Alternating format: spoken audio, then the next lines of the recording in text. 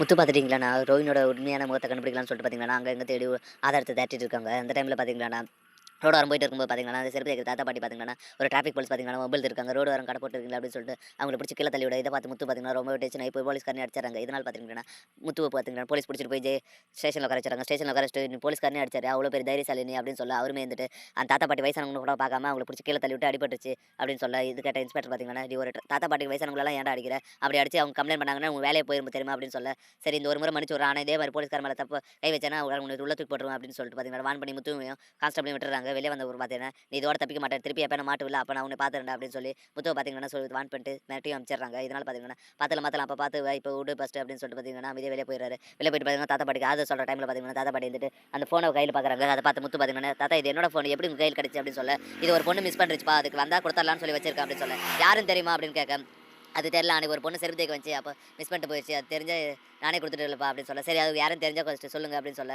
"சரிப்பா நான் என் பையன பார்த்தேன்னா நான் உனக்கு கால் பண்றேன்" அப்படின்னு சொல்லிட்டு பார்த்தீங்கன்னா, தாத்தா பாட்டி சொல்றாங்க. சரின்னு சொல்லிட்டு முத்து பார்த்தீங்கன்னா, ஃபோன வீட்டுக்கு வாங்கிட்டு போறாங்க. வீட்டுக்கு வாங்கிட்டு போயிட்டு பார்த்தீங்கன்னா, மீனா கிட்ட இந்த விஷயத்த எல்லாத்தையும் சொல்றாங்க.